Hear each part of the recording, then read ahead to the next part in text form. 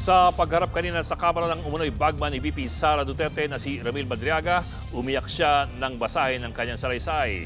Dinetalye niya kung paano daw niya nakilala ang bise at ang umunoy pagkaubos ng 125 million pesos na confidential funds nang wala pang isang araw.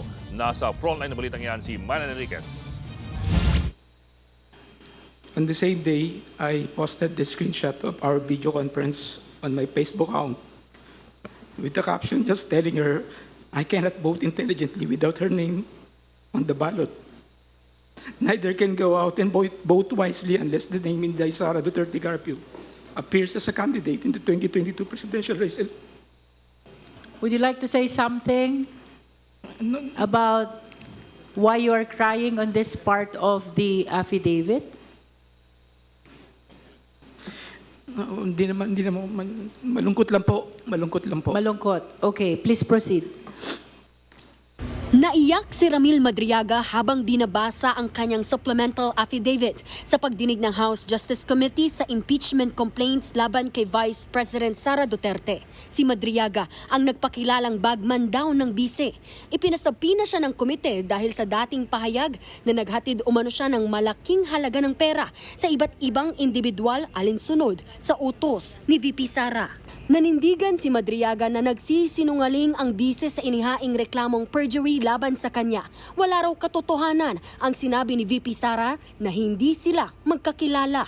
Wala po daw kayong relasyong personal at wala po kayong relasyong professional. Ano po yung totoo sa bagay po na ito? Do you deny this particular general statement of the Vice President?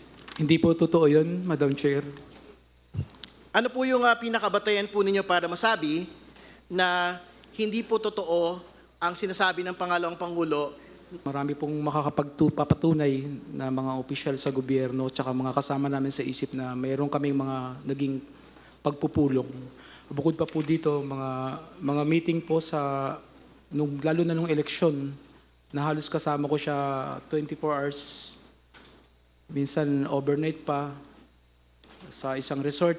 Kasama ko po din ang mga PSG. Kaya kilala po niya ako at kilala ko rin po siya. Una raw nakilala ni Madriaga si dating Pangulong Rodrigo Duterte sa pamamagitan ni dating National Security Advisor at Congressman Roy Logoles. Nang maging Pangulo si Digong, naging parte raw siya ng NSC.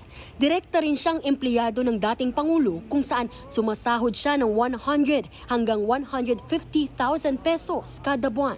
Ayon kay Madriaga, 2018 nang ipakilala sa kanya ng dating Pangulo si VP Sara kung saan pinag-usapan ang muling pagtakbo noon ng bise bilang mayor ng Davao City.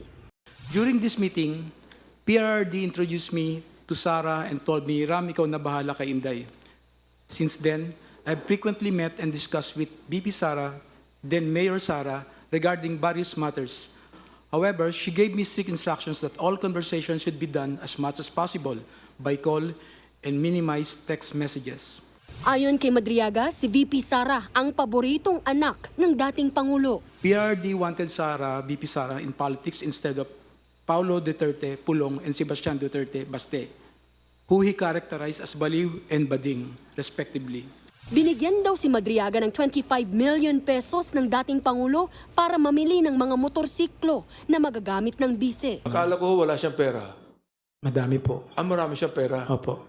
Inutusan si Madriaga ng mag-ama para bumuo ng grupo na susuporta sa kandidatura noon ni VP Sara bilang Pangulo sa 2022 elections. Dito nabuo ang isip o Inday Sara is my president. Bilang patunay, pinakita pa ni Madriaga sa kamera ang mga litrato ng grupo sa pag-iikot sa bansa, kabilang ang virtual meetings kasama ang bise. Sa isa sa mga online meeting, kita pa raw ang regalong painting ni Madriaga sa background ni VP Sara. May video rin kung saan may hawak na bandila si VP Sara at tinawag na Sir Ram si Madriaga. Ito po yung pagdating ni VP Sara sa Matnog. Nandun po ako sa loob ng sasakyan ko sa Land Cruiser. Tapos hinahanap niya po ako dahil wala po ako eh. Sino po yung Sir Ram na tinatawag niya? Ako po, Your Honor. Ako po, Madam Chair. Kayo po.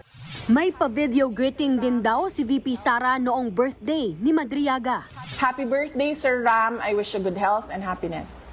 Ayon kay Madriaga, nakumbinsi ni Pangulong Bongbong Marcos at Senator Amy si dating Pangulong Duterte na tumakbo na lang na vice-presidente si VP Sara noong 2022. Nang manalong bise, inimbitahan pa nga raw ni VP Sara si Madriaga na dumalo sa kanyang inaugurasyon sa Davao City. Si Madriaga rin daw ang tumulong bumuo ng Vice Presidential Security and Protection Group o VPSPG. Dito niya inirekomenda si Colonel Dennis Nolasco at Colonel Raymond Dante Lachica. Nakatrabaho ni Madriaga ang dalawa sa umunoy paghahatid ng malalaking pera para sa iba't ibang mga tao base sa utos ni VP Sara. May mga ihahatid daw sila sa 3 lugar, sa San Pablo, Night Trip o sa Nomo Basho at sa Office of the Ombudsman. Pinapunta raw ni Nolasco si Madriaga sa DepEd Central Office. Dito niya nakita si Lachica at DepEd Special Disbursing Officer Gina Acosta. 4 na duffel bag na may tig 30 hanggang 35 million pesos daw ang laman ng mga ito. Pinakuha pa nga raw si Madriaga ng parte niya, kaya kumuha siya ng 1 milyong piso sa bag. Dito na sinabi ni Madriaga kung sino ang nakatanggap ng pera.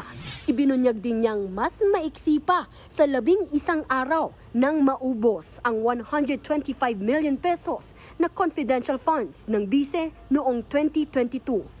Previously and upon direct instruction sa PRD, Sara, I've also delivered money to Ombudsman Samuel Martires or Tony Ryan, which I usually place inside an open trunk of a designated car. A few years later, I read from several media reports that 125 million OBP confidential funds in 2022 were reportedly utilized in just 11 days. This is wrong because I personally disposed the money in less than 24 hours. Hindi dumalo si VP Sara sa pagdinig at hindi rin naman siya required pumunta. Ayon kay Chairperson Jervy Luistro, 4 na petisyon na ang inihain para ipatigil ang impeachment proceedings. Nilinaw din niyang hindi inaagaw ng Kamara ang kapangyarihan ng Senado kung guilty o hindi guilty ang opisyal. Clarificatory hearing lamang ang pagdinig nila habang ang Senado ang maglilitis. Nagbabalita mula sa Frontline, Marian Enriquez. News 5. Mga kapatid, Ed Lingaw po, maging maalam at may pakialam sa mga napapanahong balita sa ating bansa. Para sa mas malilimang pagtalakay at paghimay sa mga issue at headlines, mag-follow at mag-subscribe sa social media pages ng News 5.